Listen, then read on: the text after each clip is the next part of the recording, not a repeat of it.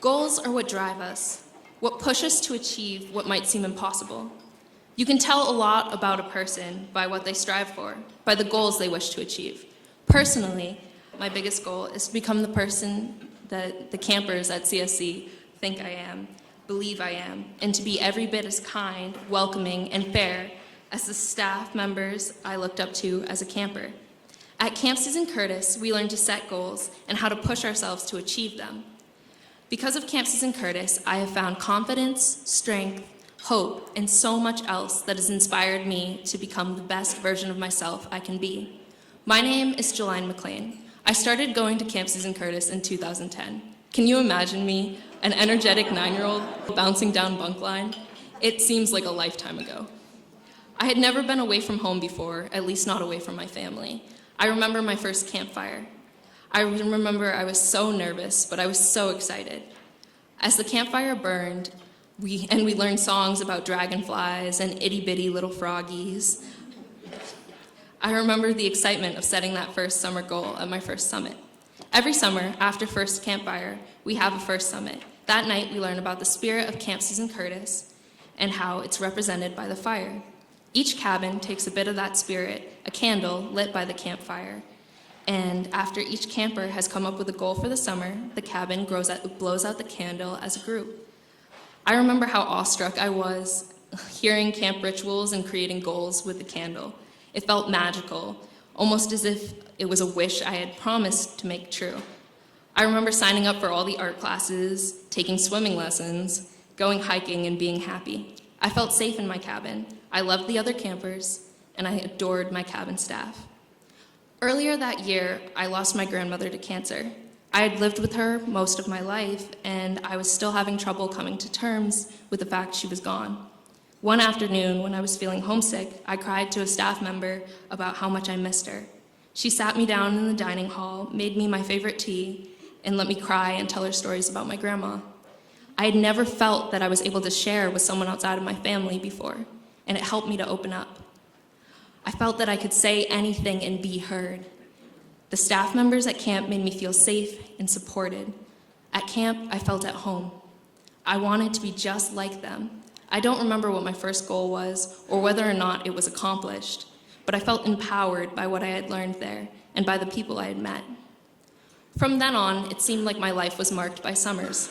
That same summer was the summer my mother finally got the courage to move us to a new town and find a new life.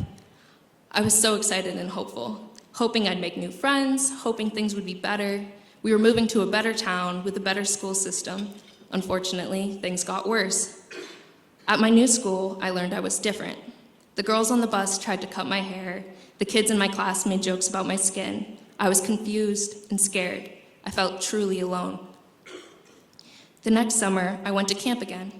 I saw familiar faces, embraced friends from the year before, felt the magic of old traditions and new goals. My goal that summer was to learn how to swim, just as it would be for the following couple of summers. But I learned so much more than that. That summer, I learned how to make friendship bracelets and that I wasn't alone and that I could be myself again. Camp gave me a community in which I was supported and accepted. I learned how to make God's eyes and how to make new friends. And it wasn't long before my brother, Jalion, joined me at camp, and more recently, my sister, Celia. Things weren't always easy when summer ended. After camp, I would return to the same school in the same town, where threats and slurs would follow me from the hallways to the streets. I would hide away in my bedroom for as long as I could. I was afraid of the world outside and everything in it, until one staff member taught me that I could change it. I remember one summer I arrived at camp and I wasn't really sure I wanted to go. It was my first year of leadership training, and after a year of hiding away, I didn't feel like a leader. I remember one staff member who was determined to make each camper smile as they pulled into camp, and his smile was contagious as he welcomed us back. I felt at home again. My LIT group had a decent mix of old friends and campers I had yet to meet, and though I was relieved to be at camp, my goal was to get through the summer, to get through the year. But the magic of camp was not lost on me. That summer, I met campers who would turn into lifelong friends. I met different types of leaders. I learned about engaging teamwork, and I met different types of people.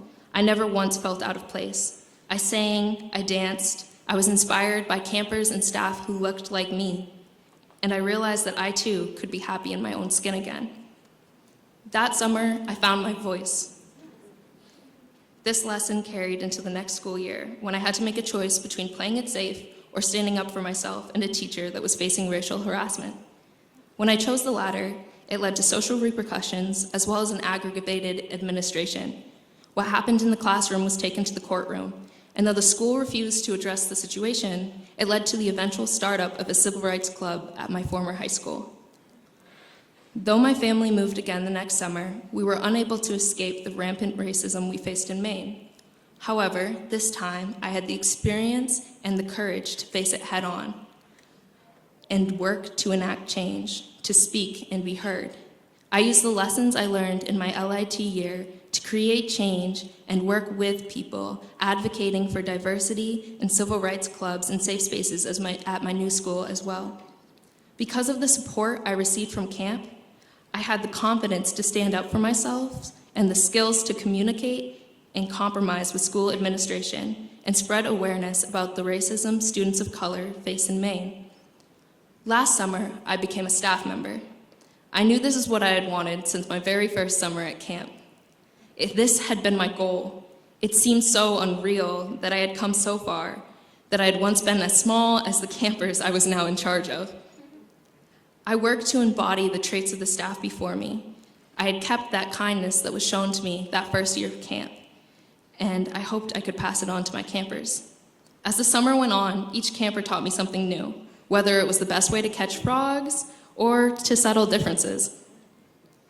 Each camper also taught me something about myself, whether it was patience or understanding. I realized that the campers brought out the best in me, just as the staff had when I was growing up. My goals have changed and developed as summers have gone by, and I've grown with them. I have new goals now. Next year, I will be attending the Illinois Institute of Technology, working towards my bachelor's in architecture.